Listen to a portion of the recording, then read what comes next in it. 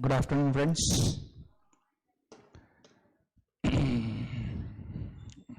Good afternoon, Harshali. चलो शुरुआत करें. GST, goods and service tax, इससे शुरुआत करते हैं. तो कल ही वैसे तो अपन ने शुरुआत की थी जीएसटी के प्राइमरी डिस्कशन से. आज हम आगे बढ़ेंगे, लेकिन आगे बढ़ने से पहले कल तक जो हमने डिस्कशन किया है उसका एक बार क्विक रिव्यू ले लेंगे. ठीक है. So let us have a quick review, recap of yesterday's discussion. Voice में कोई इशू है? वॉइस क्लियर है? ऑनलाइन वालों आपको वॉइस में कोई दिक्कत? चलो, साउंड क्लियर एकदम. ओके, चलो, that's really great. So let us begin. So GST, goods and service tax, इसमें प्रीवियस लेक्चर में अपन ने जो डिस्कशन किया था उसका एक बार क्विक रिकैप ले लेते हैं. तो प्रीवियस लेक्चर में अपन ने कुछ ऐसे, पहले तो मैंने आपको ये बताया था कि ये जो जीएसटी है इसका वेटेज आपको प्रोफेशनल लेवल पे जो वेटेज है वो 60 मार्क्स का है. इनडायरेक्ट टैक्स आपका 70 मार्क्स का है, उसमें जीएसटी 60 मार्क्स का है, और कस्टम्स जो है वो आपको 10 मार्क्स का है. तो इनडायरेक्ट टैक्स के वेटेज से ही अपन ने शुरुआत की थी. सबसे ज्यादा जिसको वेटेज है उसको ही सबसे पहले हम भाव दे रहे हैं, तो उससे हमने शुरुआत की थी. उसमें हमने जीएसटी का डिस्कशन शुरू किया था, और जीएसटी का इंसेप्शन से हमने शुरुआत की थी, ओरिजिनेशन से. तो सबसे पहले तो कोई भी कानून जब पढ़ा जाता है तो कानून पढ़ते वक्त सबसे पहले उसकी कॉन्स्टिट्यूशनल वैलिडिटी पढ़ी जाती है. यानी क्या इस देश का संविधान जो है वो ये कानून बनाने के लिए अनुमति देता है क्या, वो हमने चेक किया कल के सत्र में. तो उसमें सबसे पहले हमने आर्टिकल 265 पढ़ा. Article 265 of constitution of India ये पूछता है आपसे कि क्या आप टैक्स भर रहे हो? जी हाँ, हम टैक्स भरते हैं, लेकिन आपसे वही टैक्स लिए जाएंगे, इस देश की डियर जनता, आपसे वही टैक्स लिए जाएंगे जो संविधान में मेंशन किए गए. जो टैक्स संविधान में मेंशन नहीं किए वो आपसे लेने की सरकार को परमिशन नहीं है. उसके बाद नेक्स्ट आर्टिकल डिस्कस किया था, आर्टिकल 246. आर्टिकल 246 ये कहता, सॉरी, आर्टिकल 245, पहला आर्टिकल था 265 जो कहता है only those taxes shall be levied on the people which are mentioned in the constitution of India. दूसरा आर्टिकल है आर्टिकल 245. आर्टिकल 245 कहता है कि सारे टैक्सेस इस देश की एक ही सरकार कलेक्ट नहीं करेगी. ठीक है. ये देश बड़ा है, देश एरिया वाइज भी बड़ा है, पॉपुलेशन वाइज भी बड़ा है. एरिया वाइज भी देश बड़ा है, पॉपुलेशन वाइज भी देश बड़ा है. तो देश चलाने के लिए अलग अलग गवर्नमेंट्स फॉर्म की गई है. सेंट्रल गवर्नमेंट अलग है, स्टेट गवर्नमेंट अलग है, लोकल अथॉरिटीज अलग है. तो हर एक government has the right to collect tax. हर एक गवर्नमेंट के पास टैक्स कलेक्ट करने का अधिकार है. Some of the taxes shall be collected by central government, some of the taxes shall be collected by state government, and some of the taxes by local authorities. Okay, लेकिन कौन कौन से taxes कौन कौन सी गवर्नमेंट कलेक्ट करेगी ये बताने का काम आर्टिकल 246 ने किया. आर्टिकल 246 ने 3 लिस्ट बनाई. लिस्ट 1 को यूनियन लिस्ट नाम दिया. यूनियन लिस्ट के टैक्सेस सेंट्रल गवर्नमेंट कलेक्ट करेगी. लिस्ट 2 बनाई जिसको स्टेट लिस्ट नाम दिया. स्टेट लिस्ट के टैक्सेस जो है वो स्टेट गवर्नमेंट कलेक्ट करेगी. और list 3 concurrent list, concurrent list के टैक्सेस सेंटर और स्टेट दोनों मिलके कलेक्ट करेंगे. ठीक है. सो ये हमने डिस्कशन किया था कल के लेक्चर में. मैंने आपसे सवाल भी पूछा था जीएसटी जो है वो उनमें से किस लिस्ट में आती है, लिस्ट 1, लिस्ट 2 या लिस्ट 3. तो जीएसटी न लिस्ट 1 में आता है, न लिस्ट 2 में आता है, न लिस्ट 3 में. जीएसटी ये किसी भी लिस्ट में नहीं आता, क्योंकि 1947 में जब संविधान बनाया गया तब जीएसटी था ही नहीं. तो जीएसटी किसी लिस्ट में आने का सवाल आता ही नहीं. तो जीएसटी एक सेपरेट आर्टिकल बना के लेवी किया गया. आर्टिकल 246A नाम का आर्टिकल बना के जीएसटी लेवी किया गया. तो जीएसटी लेवी करते वक्त, ठीक है, कुछ कानून बनाए गए, 6 कानून बनाए गए. 6 laws were passed during that year, in the year 2017. CGST Act, SGST Act, UTGST Act, IGST Act, Compensation to States Act, Anti-Profiting Act. ठीक है, ऐसे 6 कानून उस वक्त पास किए गए.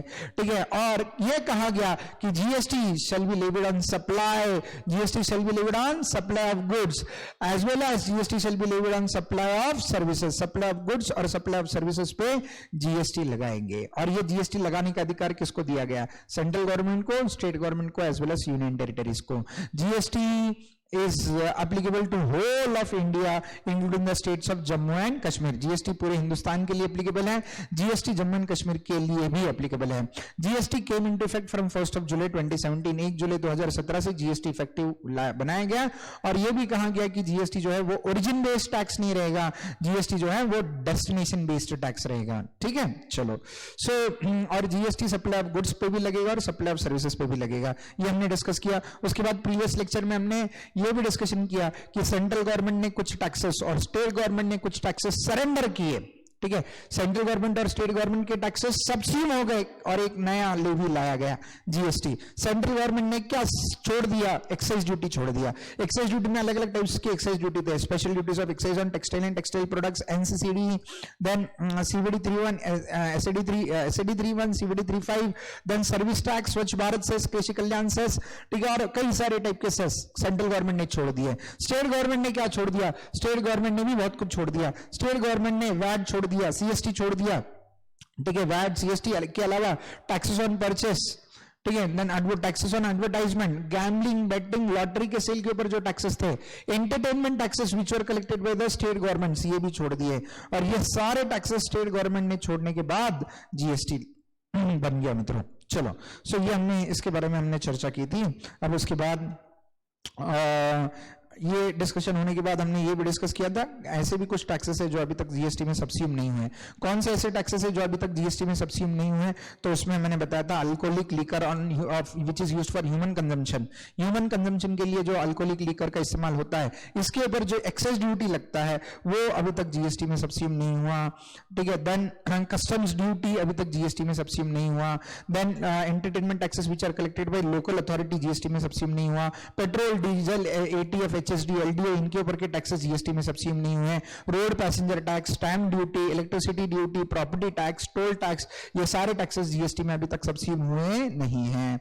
ये चर्चा हुई थी। उसके बाद जीएसटी आने से पहले का टैक्स रिजिम मैंने आपको बताया था पहले लेक्चर में। जीएसटी आने से पहले गुड्स के सेल के ऊपर वैट लगता था अगर विद इन स्टेट सेल होता था। आउटसाइड स्टेट अगर सेल होता तो उसके ऊपर सीएसटी लगता। उसके बाद मैन्युफैक्चर के ऊपर एक्साइज ड्यूटी लगता और सप्लाई ऑफ सर्विसेज के ऊपर सर्विस टैक्स लगता। ऐसे अलग अलग टाइप के टैक्सेस पहले लगते थे प्री जीएसटी टैक्स स्ट्रक्चर में। लेकिन जीएसटी आने के बाद सारे गुड्स और सर्विसेज के ऊपर एक ही टैक्स लगता है। प्री जीएसटी टैक्स स्ट्रक्चर में क्या होता था? डबल टैक्सेशन होता था, ठीक है। वैल्यूज के यानी वैट और सीएसटी से पहले तो डबल टैक्सेशन वैल्यू पे भी होता, यानी टैक्स पे टैक्स नहीं बल्कि वैल्यू के ऊपर भी टैक्स लगता था, जिसकी वजह से प्रोडक्ट की प्राइसेस बढ़ती थी, ठीक है। टैक्स का सेट ऑफ नहीं मिलता था। अब जीएसटी से पहले क्या था? वैट का सेट ऑफ एक्साइज के अगेंस्ट नहीं मिलता, एक्साइज का सेट ऑफ वैट के अगेंस्ट नहीं मिलता। यानी सेंट्रल गवर्नमेंट बोलता स्टेट के टैक्सेस के सेट ऑफ नहीं देंगे, स्टेट गवर्नमेंट बोलता सेंटर के टैक्सेस के सेट ऑफ नहीं देंगे। तो ऐसी बहुत सारी वैट लगती थी। लेकिन जीएसटी आने के बाद ऐसा नहीं रहा। GST is a tax on value addition. GST value added के ऊपर लगता है, इससे डबल टैक्सेशन होता नहीं है, कास्केडिंग इफेक्ट एलिमिनेट हो जाता है, प्रोडक्ट की प्राइसेस कम हो गई है। जीएसटी आने के बाद प्रोडक्ट की प्राइसेस कम हो गई है।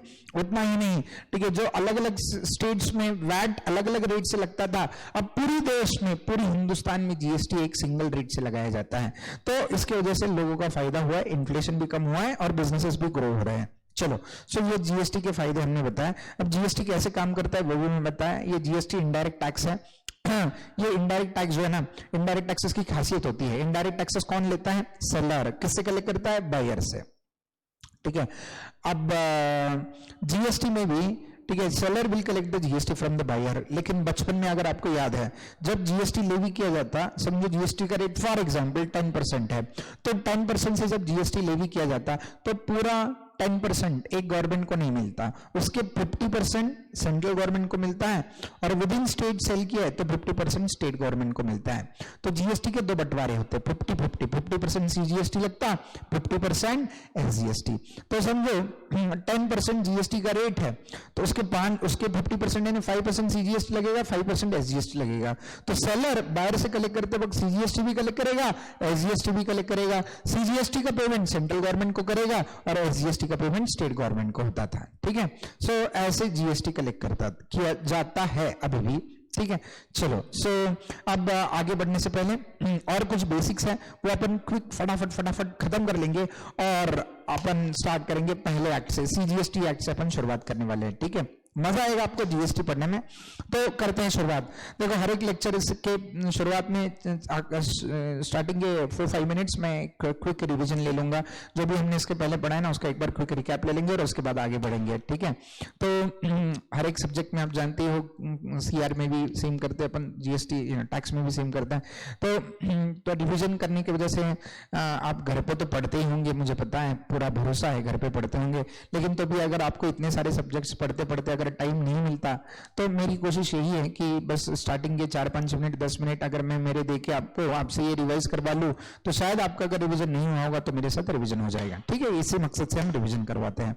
चलो आगे बढ़ते हैं। तो मित्रों अब जीएसटी शुरू करने से पहले कुछ बेसिक जो आपने बचपन में जरूर पढ़े होंगे, ठीक है, इसमें तो कोई डाउट ही नहीं है, संदेह ही नहीं है, लेकिन मैं ये रिवाइज करवाना चाहता हूं ताकि आगे कोई मुसीबत ना आए आपको, ठीक है। इसके लिए मैं अभी से ये रिवाइज करवा रहा हूं।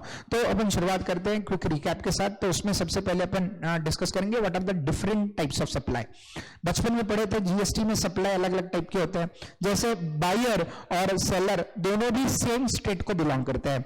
If the buyer and seller belong to the same state, ठीक है। अब सेलर का स्टेट है महाराष्ट्र और बायर का स्टेट का मतलब, ठीक है, बायर प्लेस ऑफ सप्लाई, इसको हम कहते हैं प्लेस ऑफ सप्लाई, जिस जगह हमने गुड्स का डिलीवरी दिया वो जगह। तो सेलर महाराष्ट्र का है और बायर भी महाराष्ट्र का है, इसका मतलब बायर को हमने महाराष्ट्र के अंदर डिलीवरी दिया है। तो ऐसे टाइप के ट्रांजैक्शन को आपके जीएसटी में क्या नाम देते थे, ठीक है। अगर seller belongs to Maharashtra, seller registered dealer है महाराष्ट्र का, और बायर जो है ना, बायर महाराष्ट्र का है, उसको सप्लाई भी हमने महाराष्ट्र में किया है। तो ऐसे टाइप के ट्रांजैक्शन को जीएसटी में क्या कहते थे, बता सकते हैं? यस, इंटर स्टेट, हर्षाली देवी कह रही है इंटर स्टेट। ओके ओके, क्या कहते थे इसको? क्या इसको इंटर स्टेट कहते थे भाई साहब, बताइए। इंटर स्टेट आप, हाँ ठीक है, चलो। सो इसको इंटर स्टेट नहीं कहते मित्रों, हम इसको इंट्रा यानी विद इन स्टेट ट्रांजैक्शन कहते हैं, ठीक है। सो याद रखना, ठीक है। हाँ, this is known as intra state supply, not inter state supply, ठीक है। अनडाउटेडली आपको ये सारी चीजें याद है, लेकिन तो भी मैं चाहता हूं कि एक बार क्विक रिवीजन ले लें ताकि अगर भूल गए होंगे गलती से तो याद आ जाए। तो इंट्रा स्टेट सप्लाई, तो इंट्रा स्टेट सप्लाई का मतलब क्या है?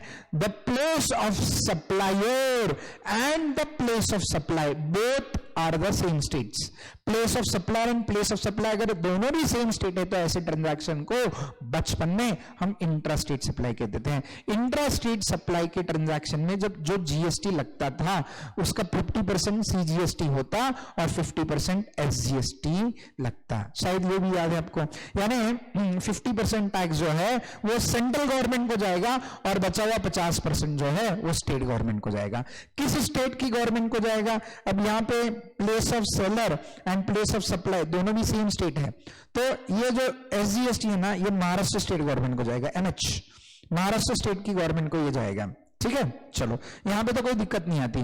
तो हिंदुस्तान में सेंट्रल गवर्नमेंट एक है लेकिन स्टेट्स बहुत सारे, ये हम सब लोग जानते हैं, ठीक है। चलो फाइन, ओके। उसके बाद नेक्स्ट है नेक्स्ट टाइप का सप्लाई जहां पे सेलर महाराष्ट्र का है, बायर गोवा का है और उसको डिलीवरी भी हमने गोवा में दिया है। Place of supply, place of supply भी गोवा है, ठीक है। सेलर महाराष्ट्र का है और प्लेस ऑफ सप्लाई गोवा है। अब बताइए ऐसे टाइप के ट्रांजैक्शन को आप क्या कहोगे? ऐसे टाइप के ट्रांजैक्शन को आप क्या कहोगे?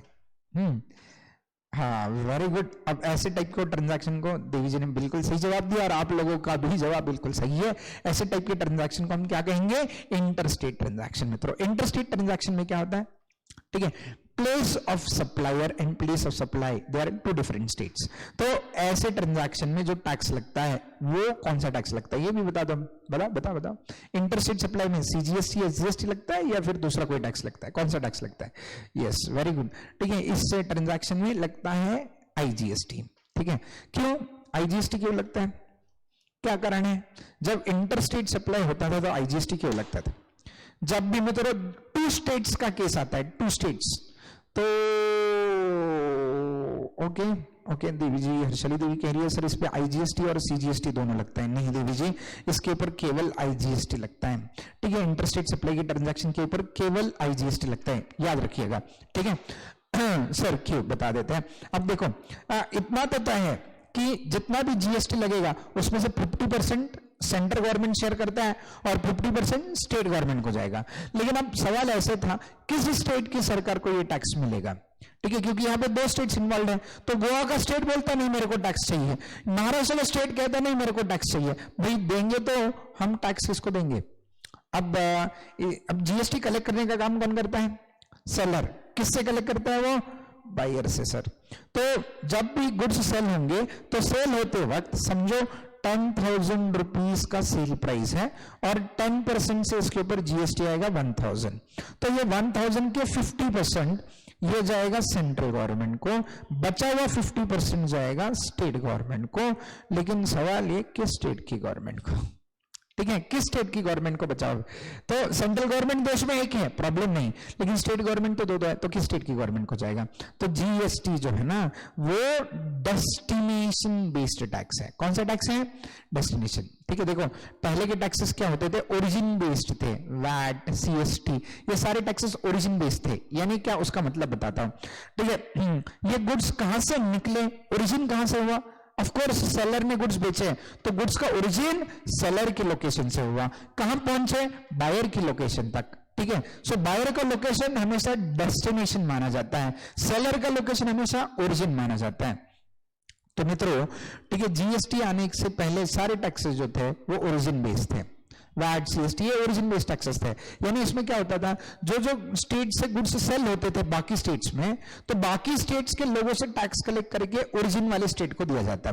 जैसे हिंदुस्तान में सबसे ज्यादा मैन्युफैक्चरिंग समझो महाराष्ट्र में होता है, महाराष्ट्र स्टेट में सबसे ज्यादा मैन्युफैक्चरिंग होता है, तो महाराष्ट्र में गुड्स बनता है और पूरे हिंदुस्तान में बिकता है। तो जब भी महाराष्ट्र के सेलर गुड्स बेचते थे तो सेल करते वक्त वैल्यू भी लेते, टैक्स भी लेते, वैट भी लेते, और वैट लेके किस गवर्नमेंट को देते? महाराष्ट्र गवर्नमेंट को। इसलिए महाराष्ट्र गवर्नमेंट के बाद बहुत टैक्स आया और महाराष्ट्र का बहुत डेवलपमेंट हुआ, लेकिन उतना डेवलपमेंट बाकी स्टेट्स का नहीं हो पाया। बाकी स्टेट्स का इतना डेवलपमेंट नहीं हुआ जितना महाराष्ट्र, गुजरात और कुछ कुछ स्पेसिफाइड स्टेट्स का हुआ है। ठीक है, दिल्ली, ठीक है, सो यूनियन टेरिटरी है जो, हालांकि ठीक है इनका डेवलपमेंट जितना हुआ उतना, जैसे अपने इसका बिहार का ज्यादा डेवलपमेंट नहीं हुआ, उत्तर प्रदेश का ठीक ठाक हुआ है।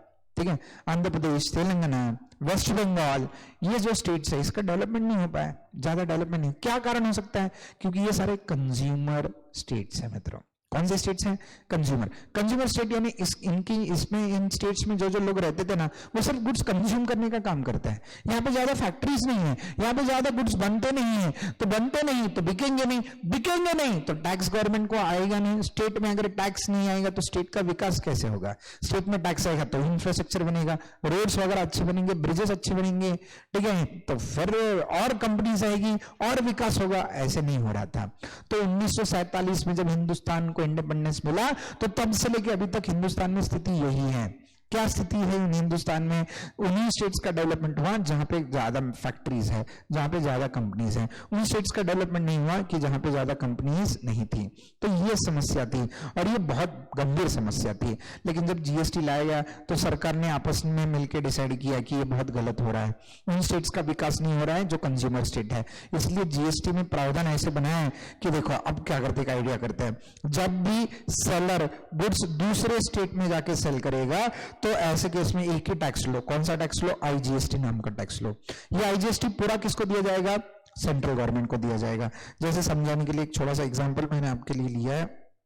जैसे एक छोटा सा एग्जांपल यहाँ पे अब देखो इस एग्जांपल में ये जो सेलर है, seller he is of Maharashtra, he is selling goods to a customer of Goa, he is selling goods to a customer of Goa. ठीक है, और डिलीवरी भी गोवा में दे रहा है, तो प्लेस ऑफ सप्लाई जो है ना, प्लेस ऑफ सप्लाई जो है वो गोवा है, गोवा में माल पहुंच रहा है।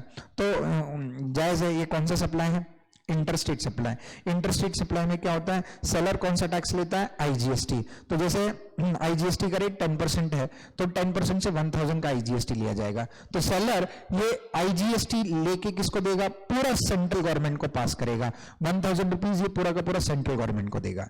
वो बोलेगा देखो मेरे को टेंशन नहीं चाहिए, मैं सेलर हूं, मेरी जिम्मेदारी क्या है? कस्टमर से टैक्स लेके आपको दे देना। अब बाद में आपको किस स्टेट को देना है वो आप देख लो। ठीक है, मेरे को टेंशन क्यों देते हो कि बायर किस स्टेट का है, सेलर किस स्टेट का है, किस स्टेट को मैंने देना है, कैसे जीएसटी का, मेरे को टेंशन नहीं चाहिए। ठीक है, मैं सेलर हूं, मैं बायर से एक ही टैक्स लूंगा, सेंट्रल गवर्नमेंट आपको ये टैक्स दे दूंगा और बाद में आप डिसाइड करो इसका क्या करना है।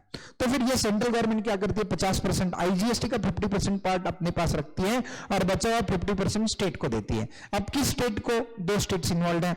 एक स्टेट सेलर का स्टेट, ठीक है। अब महाराष्ट्र के करंट चीफ मिनिस्टर चेंज हो चुका है, तो ये एक्स चीफ मिनिस्टर हैं, इनको बदल दो, ठीक है। लेकिन चलो इनकी तस्वीर लगा दी, ये फडणवीस जी है, करंट उद्धव ठाकरे जी है, ठीक है। और गोवा के भी ये तो एक्स हो चुके हैं अपने बेचारे, मनोहर पारीकर जी गुजर गए, ठीक है। उनके बदले भी नए चीफ मिनिस्टर आए गोवा के, ठीक है। चलो तो सर यहाँ पे दो स्टेट है, एक सेलर का स्टेट और एक बायर का स्टेट है, ठीक है। तो किसकी स्टेट की गवर्नमेंट को दे, सेलर के या बायर के? सेलर के स्टेट की गवर्नमेंट को टैक्स जाएगा या बायर की? तो अब पहले ये टैक्स अगर वैट या सीएसटी वाला होता तो ये सेलर के स्टेट यानी महाराष्ट्र स्टेट गवर्नमेंट को टैक्स जाता है। लेकिन अब सेलर की स्टेट को टैक्स नहीं मिलता, अब टैक्स मिलता है लेकिन बायर की स्टेट को मिलता है। बायर की स्टेट को मिलता है यानी गोवा की स्टेट को, डेस्टिनेशन बेस्ड टैक्स। अब ये देने का काम कौन करेगा? Central government. तो सेंट्रल गवर्नमेंट क्या करता है, इसमें से 50% पार्ट अपने पास रखेगा, आईजीएसटी में से 50% अपने पास रखेगा और बचा हुआ 50% जो है वो कंज्यूमर स्टेट को, ठीक है। ये डेस्टिनेशन बेस्ड स्टेट है, ओरिजिन बेस्ड स्टेट है, ठीक है। तो डेस्टिनेशन बेस्ड स्टेट को टैक्स नहीं जाता बल्कि ओरिजिन बेस्ड को बचा हुआ 500 पास किया जाएगा, सॉरी ओरिजिन बेस्ड स्टेट को नहीं जाएगा बल्कि डेस्टिनेशन बेस्ड स्टेट को ये टैक्स जाएगा, गोवा की स्टेट को टैक्स जाएगा। ये समझ में आ गया? तो इसलिए जीएसटी को डेस्टिनेशन बेस्ड टैक्स भी कहा जाता है, क्योंकि जीएसटी जो मिलता है, ठीक है, जीएसटी जो मिलता है वो किस स्टेट की गवर्नमेंट को मिलता है? जीएसटी जो मिलता है वो डेस्टिनेशन बेस्ड स्टेट की गवर्नमेंट को मिलता है, ठीक है मित्रों। अब समझ में आ गया? Okay fine. चलो तो अभी तक मैंने आपको दो टाइप के सप्लाई समझा। पहला टाइप का जो सप्लाई समझा वो था intra state, with in state supply किया। विद इन स्टेट सप्लाई किया तो टेंशन नहीं, एक ही स्टेट गवर्नमेंट इन्वॉल्व है उसको टैक्स दे दो। अगर इंटर स्टेट सप्लाई है तो उसमें स्टेट की बॉर्डर क्रॉस होती है, तो टैक्स किसको मिलना चाहिए? डेस्टिनेशन वाली स्टेट की गवर्नमेंट को टैक्स मिलना चाहिए, ठीक है। चलो बोलिए देवी जी, कुछ पूछ रहे हैं? हाँ।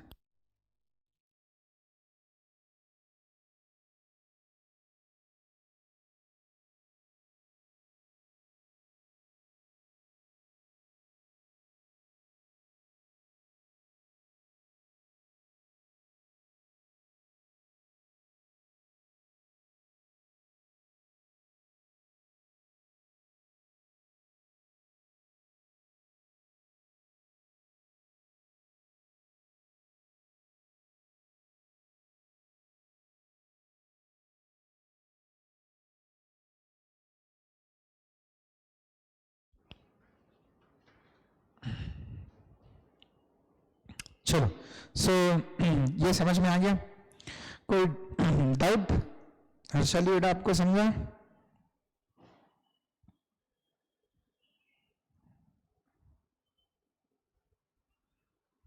ओके चलो।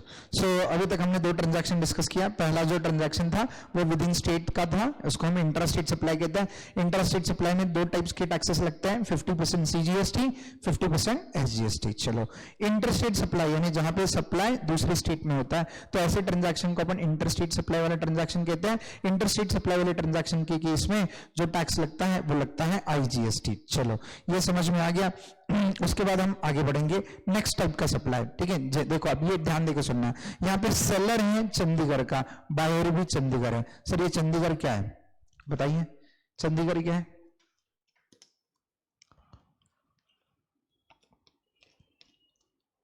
Very good, Chandigarh is a union territory, ठीक है। हिंदुस्तान में कितनी यूनियन टेरिटरीज हैं? Can you name?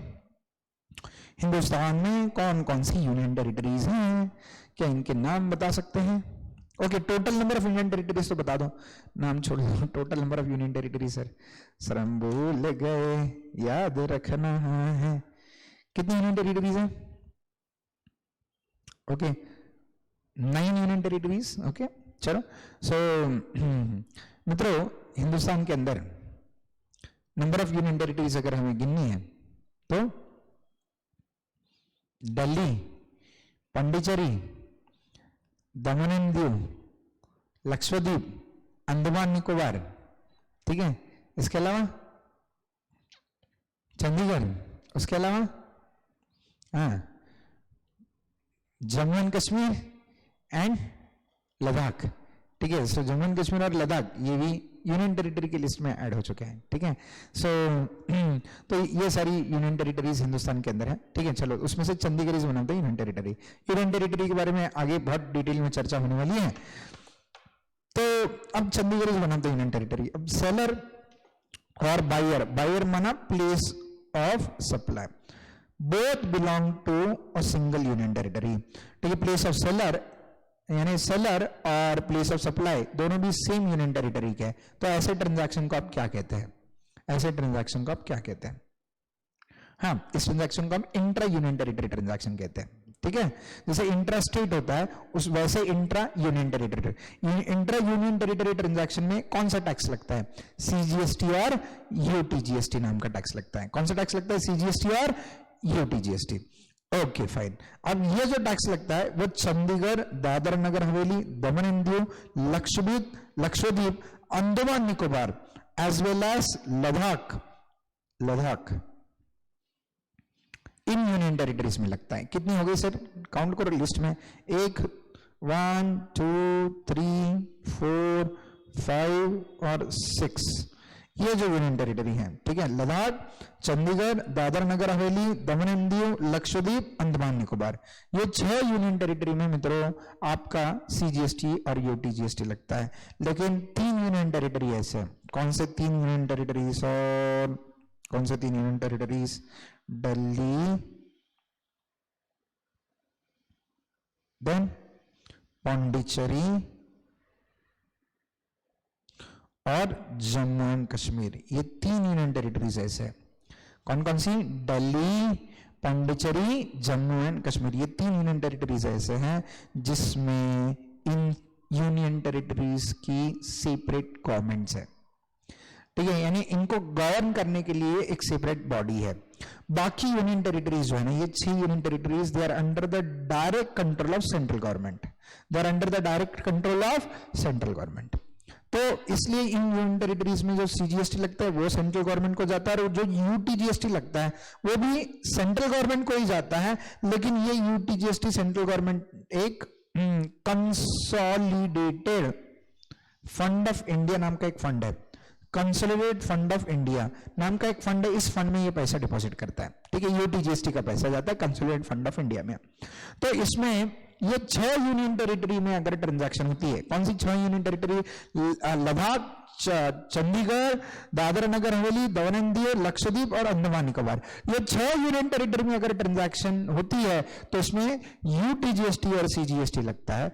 और सीजीएसटी जाता है सेंट्रल गवर्नमेंट को 50% और 50% यूटीजीएसटी जाता है कंसोलिडेटेड फंड ऑफ इंडिया में, जिसका इस्तेमाल बाद में सेंट्रल गवर्नमेंट यूनियन टेरिटरी के लिए ही करती है। ठीक है, क्लियर? ओके सर, ये 3 जो यूनियन टेरिटरी है, Delhi, Puducherry and Jammu and Kashmir, sir इनकी independent governments, rather governing bodies है।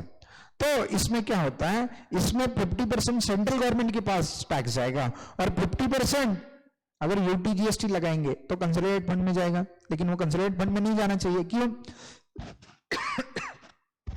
जैसे दिल्ली में आम आदमी पार्टी की सरकार है, तो आम आदमी पार्टी की सरकार को टैक्स की जरूरत पड़ेगी ताकि दिल्ली के ऊपर खर्चा कर सके। तो यहां पे जो टैक्स लगता है वो लगता है सीजीएसटी और एसजीएसटी, 50% सीजीएसटी और 50% SGST.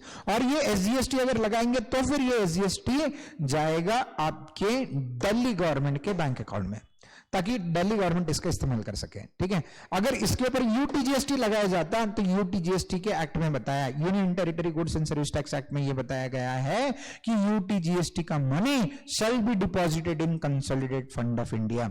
The money collected under UTGST shall be deposited in consolidated fund of India. UTGST का पैसा कंसोलिडेटेड फंड ऑफ इंडिया में जाना चाहिए।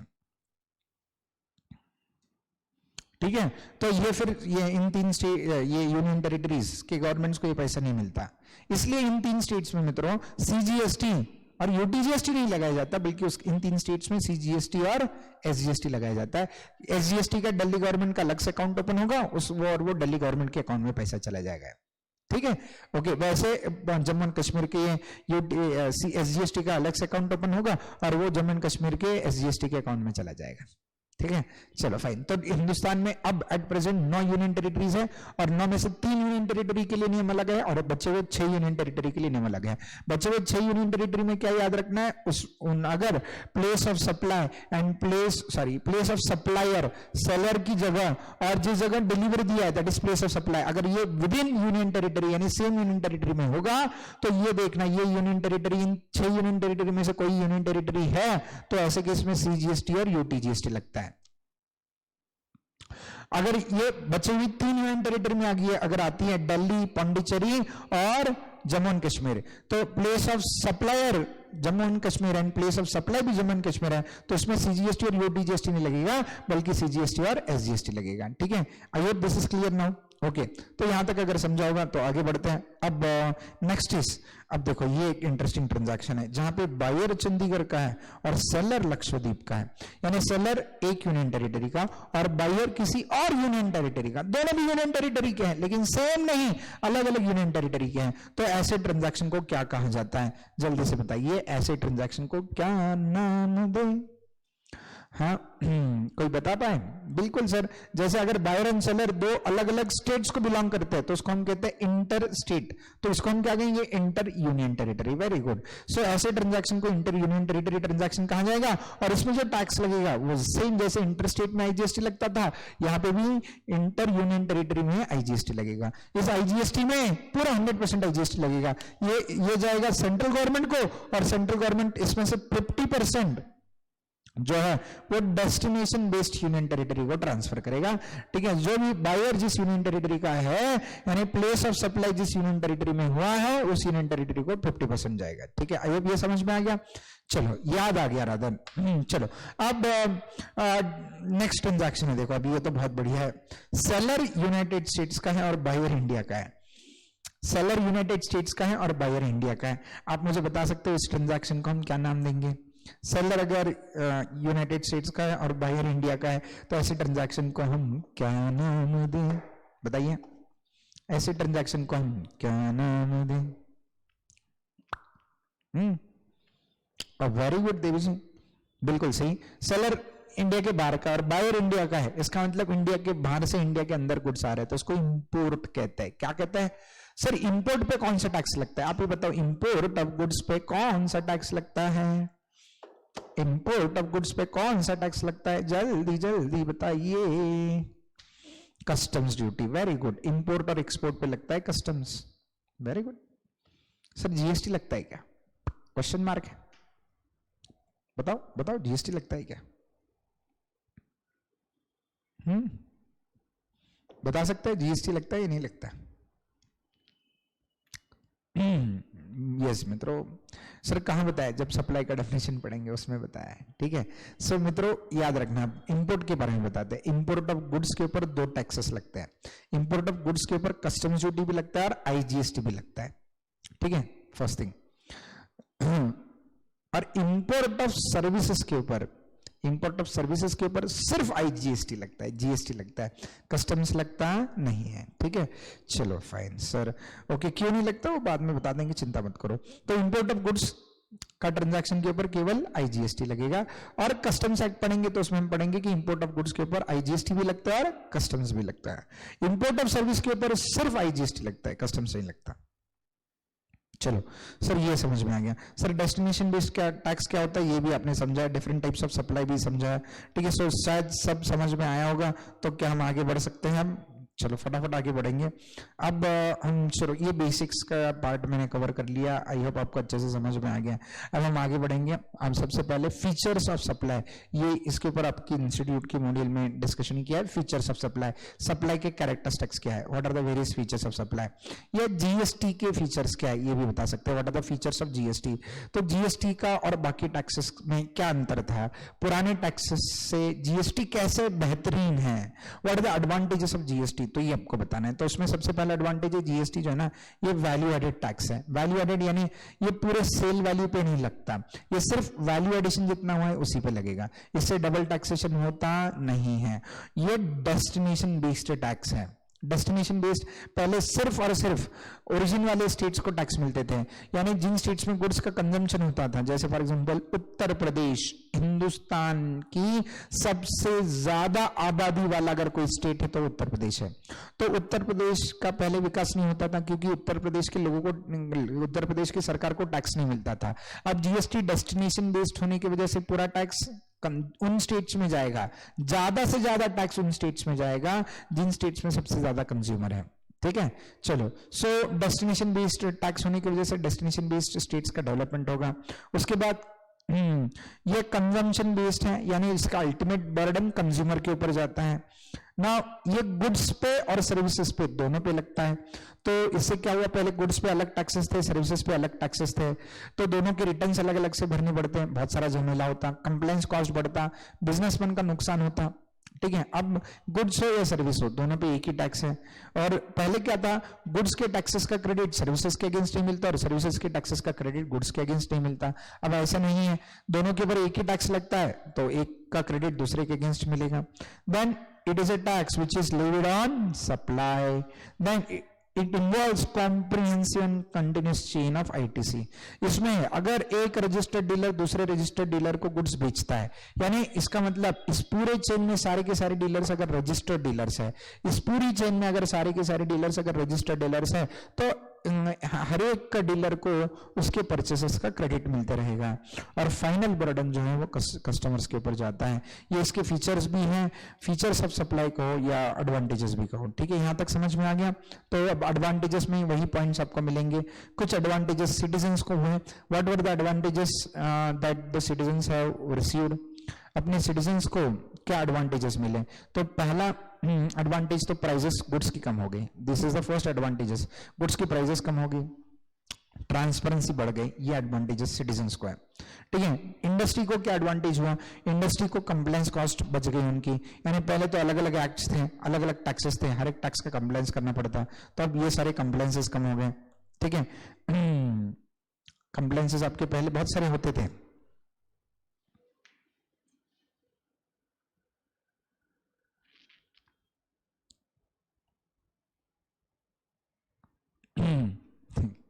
कोई क्वेरी? ठीक है, चलो।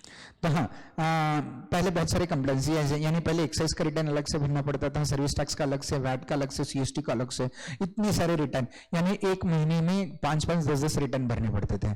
तो बिजनेसमैन बिजनेस करे या रिटर्न भरे, ठीक है, तो उसकी और हर एक का नोटिस अगर आ जाता तो हर एक को एक एक दिन देना पड़ता, सर्विस टैक्स के नोटिस के लिए एक दिन, वैट के लिए अलग, एक्साइज के लिए अलग, ठीक है, सीएसटी के नोटिस के लिए अलग, बाबा सबके नोटिस के रिप्लाई देते देते बिजनेसमैन की जान खत्म होती।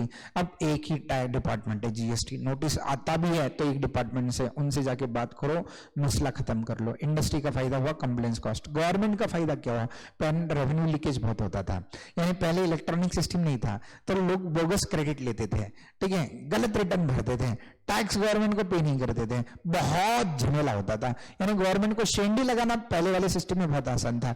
अब सेंट्रल गवर्नमेंट और स्टेट गवर्नमेंट दोनों का फायदा हो गया। जीएसटी आने के बाद उनका टैक्स कलेक्शन ऐसे बढ़ा है, एक महीने में 1,00,000 करोड़, एक महीने में 1,00,000 करोड़ इतना जीएसटी गवर्नमेंट के खाते में जमा होता है, समझ लो अप्रोक्सीमेटली। ठीक है, सो ये कुछ बेसिक्स मैंने बता दिया, एडवांटेजेस, ड्रॉबैक्स, ठीक है, स्कोप्स वगैरह सब बता दिया। अब आगे बढ़ेंगे हम, ठीक है, हम शुरुआत करने वाले हैं सीजीएसटी एक्ट 2017 से। देखो मतलब अपने को सीजीएसटी एक्ट पढ़ना है, IGST, SGST, UTGST, anti profiting act, ठीक है, सो और कॉम्पनसेशन टू स्टेट्स एक्ट, ये पढ़ना है अपने को, बहुत सारे एक्ट्स पढ़ने हैं।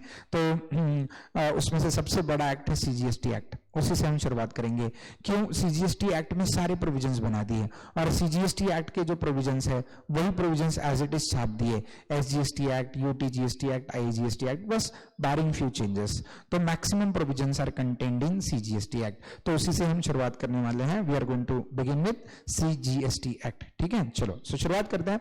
अब सीजीएसटी एक्ट में सबसे पहला जो टर्म डिफाइन किया है वो सप्लाई है, वो सप्लाई की डेफिनेशन से अपन शुरुआत करेंगे। Supply has been defined in section 7, तो सेक्शन 7 में सप्लाई का डेफिनेशन दिया है, शायद आपको याद होगा, लेकिन आपको याद है या नहीं पता नहीं, ठीक है, मैं आपको पूरा रिवाइज करवा दूंगा, लेकिन just wait for a second.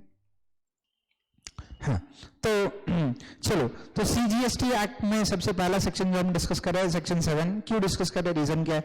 क्योंकि अगर आपको याद हो तो हमने जब जीएसटी की शुरुआत की थी तो जीएसटी के शुरुआत में हमने बताया था जीएसटी जो है GST is a tax on article 246A को याद करो।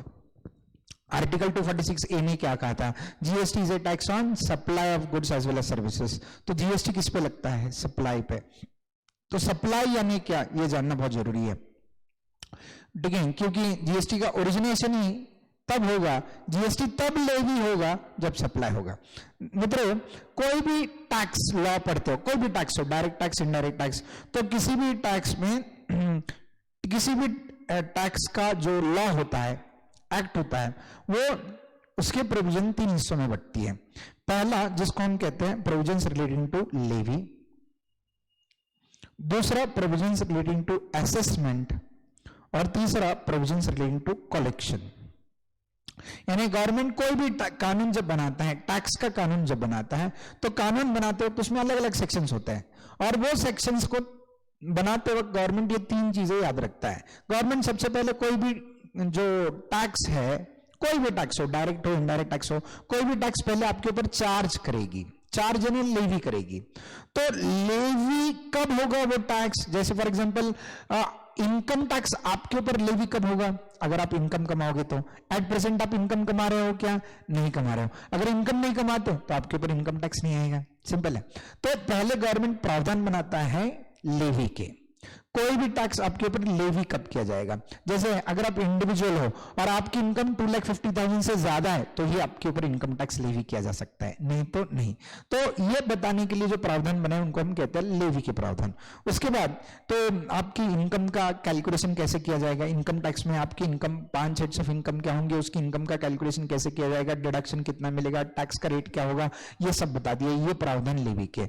उसके बाद असेसमेंट, ठीक है, ठीक है। तो लेवी के प्रावधान में टैक्स कब लेवी होगा ये बताएगा, असेसमेंट के प्रावधान में उसका कैलकुलेशन कैसे करना है ये बताएंगे, और लास्ट जो है कलेक्शन, यानी गवर्नमेंट आपसे ये टैक्स कब लेगा, कैसे लेगा, आप नहीं दोगे तो गवर्नमेंट क्या क्या प्रोसीजर फॉलो कर सकता है आपसे टैक्स वसूलने के लिए, उसको हम कहते हैं कलेक्शन के प्रावधान। तो कोई भी टैक्स से रिलेटेड लॉ हो, इनकम डायरेक्ट हो, इनडायरेक्ट हो, जैसे फॉर एग्जाम्पल जीएसटी, जीएसटी में सबसे पहले प्रावधान बना है लेवी के लिए, यानी जीएसटी कब आएगा। उसके बाद जीएसटी का असेसमेंट यानी उसका कैलकुलेशन कैसे करना है, वैल्यूएशन कैसे करना है, जीएसटी के रेट्स क्या होंगे वगैरह वगैरह, असेसमेंट, और जीएसटी का कलेक्शन आपसे कैसे किया जाएगा, ठीक है, रिटर्न्स कौन से फाइल करेंगे, कौन से चालान में भरोगे, नहीं भरोगे तो इंटरेस्ट कितना लगेगा, पेनल्टी कितना लगेगा, ठीक है। सो ये सब कलेक्शन में बताएगा, ठीक है। चलो, सो कोई भी कानून पढ़ते वक्त इतना याद रखना, टैक्स से रिलेटेड खास करके कानून पढ़ते वक्त सबसे पहले प्रावधान आप लेवी के पढ़ते हो, दूसरे प्रावधान आप असेसमेंट के पढ़ते हो, और तीसरे प्रावधान आप कलेक्शन के पढ़ते हो। तो हम जो शुरुआत करने वाले हैं वो लेवी के प्रावधान से शुरुआत करेंगे मित्रों। किस प्रावधान से शुरुआत करने वाले हैं? लेवी के प्रावधान, ठीक है। अब लेवी कब होगा? जीएसटी लेवी, जीएसटी का लेवी तब होगा जब सप्लाई होगा, जीएसटी का लेवी तब होगा जब क्या होगा, सप्लाई होगा। तो सप्लाई मतलब क्या? तो सेक्शन 7 कहता है सप्लाई के मैंने 3 हिस्सों में पार्ट डिस्कशन को बांट दिया है। सप्लाई, पहला सेक्शन 7 सब सेक्शन 1 के मुताबिक सप्लाई डिफाइन किया, वो है टैक्सेबल सप्लाई। सेक्शन 7 सब सेक्शन 2 के मुताबिक जो सप्लाई डिफाइन किया वो है नॉन टैक्सेबल सप्लाई।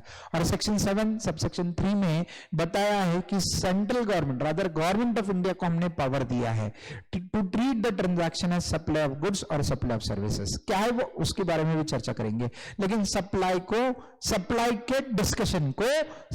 के डिस्कशन को 3 हिस्सों में बांट दिया। सेक्शन 7 सब सेक्शन 1 जो टैक्सेबल सप्लाई के बारे में बात करेगा, सेक्शन 7 सब सेक्शन 2 जो नॉन टैक्सेबल सप्लाई के बारे में बात करेगा, और सेक्शन 7 सब सेक्शन 3 जो गवर्नमेंट को पावर देगा to treat the particular transaction as supply of goods और सप्लाई ऑफ सर्विस। सर इसका मतलब क्या है? One by one let us understand.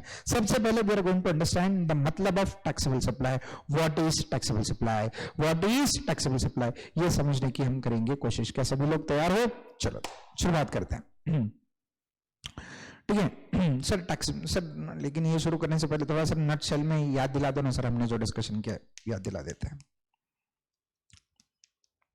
Taxable supply में ये बताया कि किस सप्लाई के ऊपर जीएसटी लेवी होगा। नॉन टैक्सेबल सप्लाई की सेक्शन में बताया है कि सप्लाई हुआ है लेकिन ये सप्लाई के ऊपर जीएसटी लेवी नहीं होगा। सर इसका मतलब आप ऐसा कहना चाहते हो कि हर एक सप्लाई पे जीएसटी नहीं है? बिल्कुल, ठीक है। सो किस सप्लाई पे है? 7.1 रेफर करो। किस सप्लाई पे जीएसटी नहीं है? 7.2 रेफर करो, ठीक है। ओके, तो 7.1 में बताया किन किन सप्लाई के ट्रांजैक्शन पे जीएसटी आएगा, 7.2 में बताया किन किन सप्लाई के ट्रांजैक्शन पे जीएसटी नहीं आएगा, और 7.3 बताएगा कि गवर्नमेंट को पावर मिली है कि किस ट्रांजैक्शन को सप्लाई ऑफ गुड्स माने और किस ट्रांजैक्शन को सप्लाई ऑफ सर्विस माने, ठीक है। तो एक एक करके हम डिस्कस करते हैं। सबसे पहले सेक्शन 7 सबसेक्शन 1, ठीक है।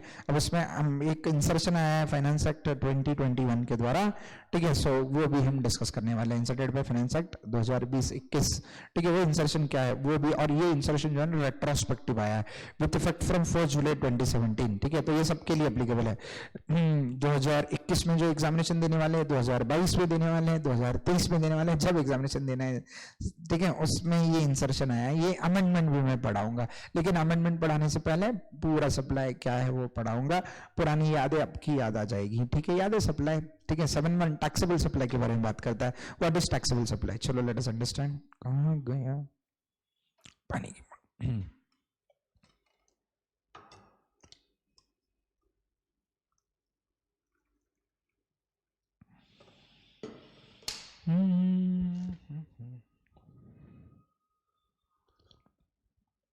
चलो, सो टैक्सेबल सप्लाई का मतलब क्या है? Late us understand.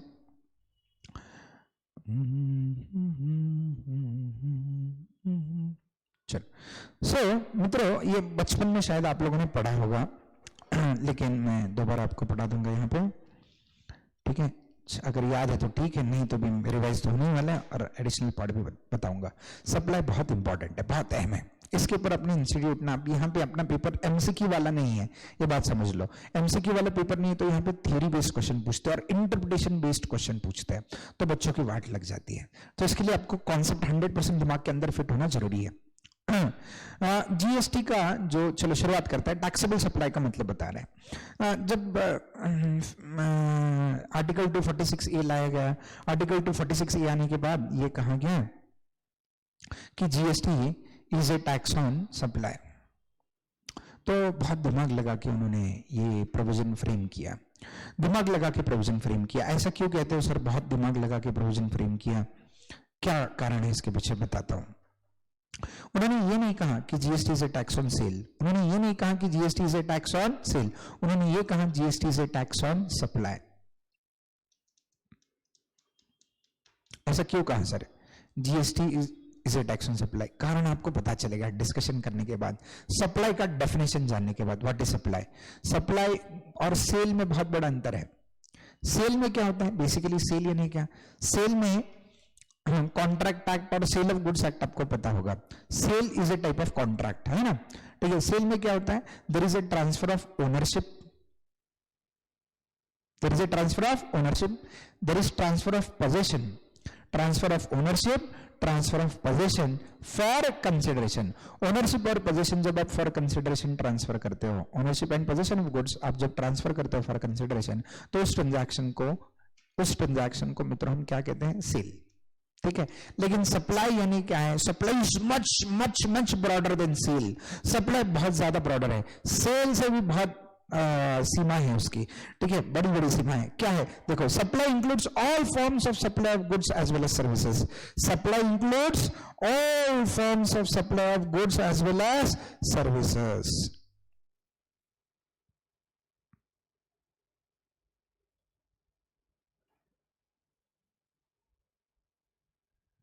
कहाँ गया यार? आजा आजा आजा आजा, चलो चलो चलो चलो चलो जल्दी जल्दी आजा।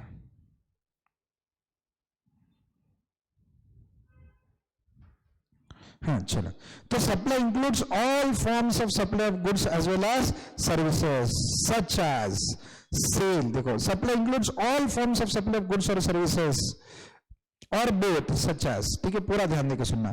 पहले तो उन्होंने क्या बताया? सप्लाई में क्या आएगा? सप्लाई में सब कुछ आएगा, ठीक है। पहले क्या बताया? सप्लाई में सारे टाइप का सप्लाई ऑफ गुड्स भी आएगा। कोई भी गुड्स आप सप्लाई करो, कोई भी सर्विस आप सप्लाई करो, कोई भी गुड्स आप सप्लाई करो, कोई भी सर्विस आप सप्लाई करो, वो सप्लाई की डेफिनेशन में आएगी, ठीक है। सिर्फ यानी कोई भी गुड सप्लाई किया, कोई भी सर्विस सप्लाई किया तो उसको सप्लाई मानेंगे, जी हाँ, ठीक है। या फिर उनका कॉम्बिनेशन करके सप्लाई किया, यानी कुछ गुड्स कुछ सर्विसेज मिला के सप्लाई की। जैसे एग्जांपल केटरिंग की सर्विस, केटरिंग की सर्विस में आपको फूड भी देते हैं और सर्विस भी देते हैं। क्लास की सर्विस, जहां पे हम आपको सर्विस लेक्चर भी डिलीवर कर रहे हैं, नोट्स भी डिलीवर कर रहे हैं, तो supply will include all forms of supply of goods या फिर सप्लाई ऑफ सर्विस या फिर दोनों का कॉम्बिनेशन। यहां तक डेफिनेशन ठीक थी, लेकिन गवर्नमेंट ने उसके आगे भी टांग अड़ाई। क्यों? गवर्नमेंट ये क्लैरिफाई करना चाहता था कि आप एक गलती कर रहे हो। गवर्नमेंट ने इसके आगे, ठीक है, उन्होंने शब्दों का इस्तेमाल किया सच एज, और सच एज शब्दों का इस्तेमाल करके आप लोगों की बैंड बजा दी। कैसे बैंड बजाई बता देता हूं, चलो आराम से बताऊंगा, एकदम चिंता मत कीजिएगा। हम लोग ऐसे समझ रहे थे कि सप्लाई का मतलब होगा सेल। सेल का मतलब क्या होता है? ऐसा ट्रांजैक्शन जिसमें गुड्स का या सर्विसेज का ओनरशिप दिया जाएगा, ठीक है, पोजीशन दिया जाएगा और जिसके बदले में कंसिडरेशन मिलेगा। यानी उन ट्रांजैक्शंस जिसमें transfer of ownership, transfer of position for consideration है, उन्हीं के ऊपर जीएसटी आएगा, ऐसे अपना मानना था। लेकिन गवर्नमेंट ने सचास वर्ड यूज करके पूरी वाट लगा दी। अब उन्होंने बोला कि पहली चीज सप्लाई की डेफिनेशन में जो हम जो कह रहे हैं, अब गवर्नमेंट खुद का इमेजिनेशन करके आपको बता रहा है। गवर्नमेंट ये कह रहा है कि सप्लाई में क्या आएगा? सप्लाई में पहले तो सेल आएगा, सेल जो आप समझ रहे हो वो तो आएगा ही, उसके अलावा ट्रांसफर आएगा। सेल आएगा, सेल के साथ ट्रांसफर भी आएगा। हमने पूछा कि ट्रांसफर का मतलब क्या है? ट्रांसफर, तो ट्रांसफर का मतलब ध्यान देकर सुनना, ट्रांसफर का मतलब क्या है? जैसे फॉर एग्जांपल हमारा बिजनेस है, अब हम बिजनेस एक लोकेशन से नहीं अलग अलग लोकेशन से करते हैं, यानी हमारी अलग अलग स्टेट में अलग अलग ब्रांचेस है। तो हमारी एक ब्रांच महाराष्ट्र में है, एक ब्रांच कर्नाटक में है। तो महाराष्ट्र की ब्रांच ने कर्नाटक की ब्रांच को गुड्स भेज दिए। क्यों? महाराष्ट्र की ब्रांच ने कर्नाटक के ब्रांच को क्यों गुड्स भेजे? वहां पे माल कम पड़ रहा था, उनको अर्जेंट रिक्वायरमेंट थी, हमारे पास ज्यादा यूनिट्स बन के तैयार थे, हमने उनको दे दिए, बोले चलो आप बेचो, ठीक है। तो ये सेल हुआ? नहीं हुआ। क्यों? सेल होने के लिए the transaction shall fulfil the conditions of SOGA, sale of goods act. Sale of goods act में ये कहा है सेल तब होता है जब वो ट्रांजैक्शन मिनिमम दो पार्टीज के बीच में होता है, यानी there shall be at least one buyer and one seller. तो इन दोनों के बीच में, दो डिस्टिंक्ट पर्सन के बीच में अगर ट्रांजैक्शन हुआ है तो उसको सेल कहा जाता है। अब ये ब्रांच 1 और ब्रांच 2 दोनों ब्रांचेस एक ही मालिक की हैं, मालिक का नाम है मिस्टर ए या ए लिमिटेड, इस कंपनी की ये दो ब्रांचेस हैं। तो दो अलग अलग पर्सन के बीच में ट्रांजैक्शन हो रही है या सिंगल पर्सन के बीच में, तो इसको सेल कैसे कहेंगे? तो फिर उसको क्या नाम दे? ट्रांसफर नाम दिया। यानी सर इसका मतलब अगर हम हमारी एक बिजनेस लोकेशन से दूसरे बिजनेस लोकेशन को गुड्स भेजते हैं तो उसको क्या कहेंगे आप? ट्रांसफर। सर तो क्या ट्रांसफर को भी सप्लाई माना है? जी हाँ, ठीक है, ट्रांसफर को भी सप्लाई माना है। उसके बाद बार्टर। बार्टर का मतलब क्या होता है? गुड्स के बदले में गुड्स को एक्सचेंज करना है, ठीक है। यहाँ पे कंसिडरेशन या गुड्स के बदले में सर्विस, सर्विस के बदले में सर्विस, ठीक है। सो अदर देन मनी अगर आपको कोई कंसिडरेशन मिला होगा आपके गुड्स या सर्विसेज के लिए तो उसको बार्टर कहा जाता है। Barter also forms a part of supply, ठीक है। तो सप्लाई के डेफिनेशन में क्या आएगा? सेल, ट्रांसफर, सेल आएगा, ट्रांसफर आएगा, बार्टर आएगा। बार्टर को इंक्लूड करके उन्होंने इनडायरेक्टली आपको यह बताया है कि कंसिडरेशन केवल पैसों में मिलना जरूरी नहीं है। Consideration can be received in money और consideration can be received other than in money. तो सप्लाई के डेफिनेशन में सेल आता है, ट्रांसफर आता है, बार्टर आता है। उसके बाद थर्ड क्या आता है? एक्सचेंज आता है। सर एक्सचेंज का मतलब क्या है? एक्सचेंज भी आता है। एक्सचेंज का मतलब भी बता दो सर, फटाफट बता दीजिए सर। एक्सचेंज का मतलब जैसे आपने एक मोबाइल फोन खरीदा, नया वाला मोबाइल फोन खरीदा। जब मोबाइल फोन खरीदते तो उसकी आती है वारंटी, गारंटी आती है ना। वारंटी गारंटी का मतलब क्या? अगर आपके मोबाइल के अंदर अलग अलग पार्ट्स होते हैं, उसमें से कोई भी पार्ट अगर डैमेज हो जाता है 1 साल के अंदर, 6 महीने के अंदर, तो पार्ट रिप्लेस करके देंगे या मोबाइल ही रिप्लेस करके देंगे, ठीक है। तो आपने मोबाइल खरीदा, उसके साथ वो वारंटी कार्ड आया, वो लेके आए और घर पे आने के बाद आपने उसको चार्जिंग को लगाया, चार्जिंग हो गया, आपने एक कॉल लगाया और बीच में स्विच ऑफ हुआ। स्विच ऑफ होने के बाद वो ऑन ही नहीं हो रहा है। आप लेके गए तुरंत, वो जिस दुकान से मोबाइल खरीदा था उस दुकान में लेके गए। अब उस दुकान में लेके जाने के बाद वो बोला कि मोबाइल के अंदर जो मदरबोर्ड, फादरबोर्ड होता है ना, वो उड़ गया उसका। जो भी मदर फादर बोर्ड होता है वो उड़ गया, तो उड़ गया तो अपन उड़ने लगे, क्या मेरा पैसा गया, वो बोलते चिंता मत करो भाई साहब, नया मोबाइल है, पीस टू पीस रिप्लेसमेंट मिलेगा, ठीक है। तो उसने मोबाइल कंपनी को भेजा, मोबाइल कंपनी ने वो एक्सचेंज करके दिया। अब जो नया मोबाइल आपको मिला है, पुराना यानी जो पहला का नाम मोबाइल भी नया था, उसके बदले में जो और एक मोबाइल आपको मिला है उसको कहा जाता है एक्सचेंज। क्या इस एक्सचेंज के ट्रांजैक्शन को भी सप्लाई माना है? जी हाँ। तो सप्लाई की डेफिनेशन में क्या आएगा? सप्लाई की डेफिनेशन में सेल आएगा, सप्लाई की डेफिनेशन में ट्रांसफर आएगा, सप्लाई की डेफिनेशन में बार्टर आएगा, एक्सचेंज आएगा। सेल, ट्रांसफर, बार्टर, एक्सचेंज, चारों टर्म्स के मतलब समझ में आ गए। उसके अलावा क्या आएगा सर सप्लाई के डेफिनेशन में? लाइसेंस आएगा। The definition of supply will also include licence. Sir ये लाइसेंस का मतलब क्या है sir? Licence licence licence licence आप किसी को राइट देते हो, ठीक है, इंटेंजिबल असेट्स यूज करने का राइट दिया जाता है, जनरली सॉफ्टवेयर, ठीक है। जैसे आप एंटीवायरस खरीदते हो, तो एंटीवायरस में क्या आप वो प्रोग्राम खरीदते हो या प्रोग्राम यूज करने का राइट खरीदते हो? यस। तो एंटीवायरस में देखो, आप कोई एंटीवायरस इंस्टॉल करते हो आपके कंप्यूटर पे, तो I agree I agree I agree I agree पे क्लिक करते जाते हो। उसमें आप ये कहते हो कि मैंने आपसे जब लाइसेंस खरीदा है, मैंने आपसे जो सॉफ्टवेयर का लाइसेंस खरीदा है, यानी I have purchase the right to use your software, I won't duplicate this software. मैं इस सॉफ्टवेयर का प्रोग्राम कॉपी नहीं करूंगा, इसके जैसे प्रोग्राम बना के मैं नहीं बेचूंगा। तो आपने सिर्फ यूजेज का लाइसेंस खरीदा है। तो यहाँ पे आपने कोई गुड्स नहीं खरीदा, कोई सर्विस नहीं खरीदा, आपने सिर्फ राइट टू यूज खरीदा है, तो that right to use is known as licence. Right to use a software is known as license and selling that license will amount to transfer, ठीक है। चलो, सो यहाँ पे लाइसेंस का मतलब लोगों को लगता है बिजनेस के लाइसेंस, ना ना ना, वो सॉफ्टवेयर इंटेंजिबल एसेट्स के यूसेज के राइट्स को लाइसेंस कहा जाता है। अगर वो ट्रांसफर होता है, वो सप्लाई होता है, ठीक है, तो उसके ऊपर जीएसटी आता है। चलो, licence. Rental is the term which is use generally for assets किराए पे दी जाती है, ठीक है। तो यानी इमूवेबल प्रॉपर्टी जब किराए पे दी जाती है तो उसको रेंटल कहा जाता है, जिसमें आप ओनरशिप नहीं सिर्फ पोजीशन देते हैं, इमूवेबल प्रॉपर्टी यूज करने का राइट देते हैं। तो यूसेज ऑफ इमूवेबल प्रॉपर्टी का राइट दिया होगा तो that will be treated as supply. Sir इसका मतलब रेंट पे भी जीएसटी आएगा? जी हाँ, ठीक है। देन लीज जब लंबे समय के लिए कोई असेट, लंबे समय के लिए अगर कोई एसेट रेंट पे दी है तो उसको लीज कहा जाता है, ठीक है। सो लीज हो, रेंटल हो, क्या फर्क पड़ता है? दोनों में क्या दिया गया है? एसेट दिया गया। ओनरशिप ट्रांसफर की है क्या? नहीं, सिर्फ यूज करने का अधिकार दिया है। जैसे कार यूज करने का अधिकार देते हैं, जूम कार वाले आपको कार यूज करने का अधिकार देते हैं, जिसके बदले वो रेंट लेते हैं। Whether the transaction will amount to supply? Yes. किसी का प्रॉपर्टी किराए पे देते हैं तो आपको राइट मिलता है ये प्रॉपर्टी यूज करने का, ठीक है। तो एसेट हो, प्रॉपर्टी हो, अगर यूज करने का आपको राइट मिला है तो that transaction will be treated as supply. And last is disposal का मतलब आपका इंटेंशन बेचना नहीं था, बल्कि बस उठा के इस प्रॉपर्टी से छुटकारा पाना था। यानी पुरानी एसेट्स जो है आपकी, ठीक है, जो बिजनेस में यूज कर करके बहुत समय हो चुका है, अब इसमें यूज करने लायक पुरानी मशीनरी में कुछ रहा नहीं, उस मशीनरी की प्रोडक्टिविटी खत्म हो गई है, मशीनरी में कोई भी जान बाकी नहीं है, मशीनरी की प्रोडक्टिविटी खत्म हो चुकी है, मशीनरी में कोई भी जान बाकी नहीं है। तो ऐसे पुरानी मशीन का क्या करोगे? तो इसको डिस्पोज ऑफ कर देते हैं। पुरानी मशीन को आप क्या कर देते हो? Dispose of. Whether such disposal will amount to transfer? Yes. Scrap में बेच देना है ना, डिस्पोजल मतलब स्क्रैप में निकाल देना। Whether this will amount to transfer? Yes.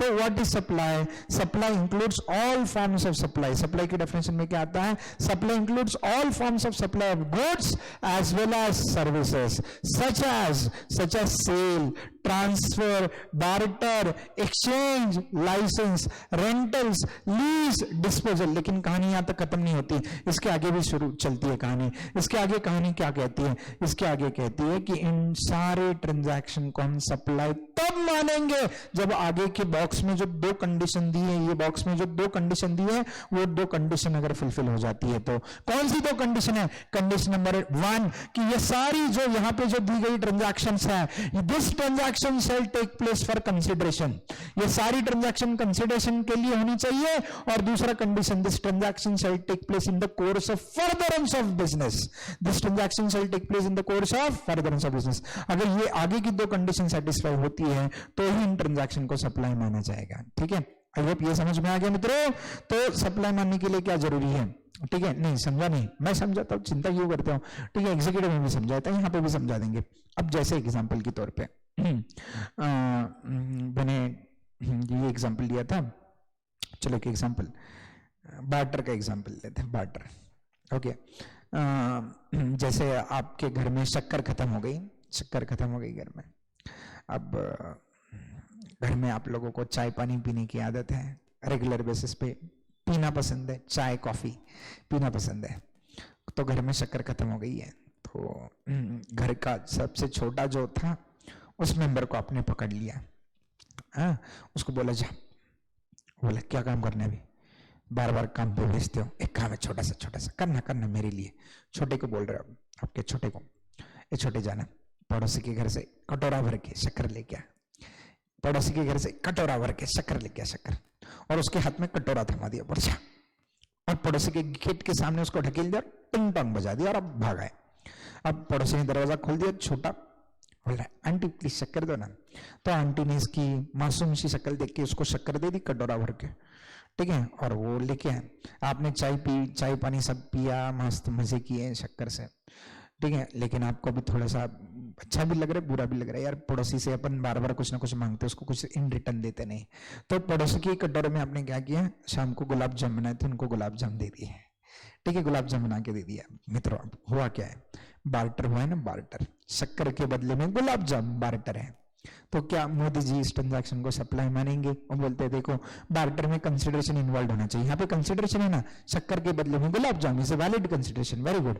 लेकिन दूसरा कंडीशन एब्सेंट है ना, this transaction shall be made in the course of furtherance of business. क्या शक्कर के बदले में गुलाब जाम देना आपका बिजनेस है?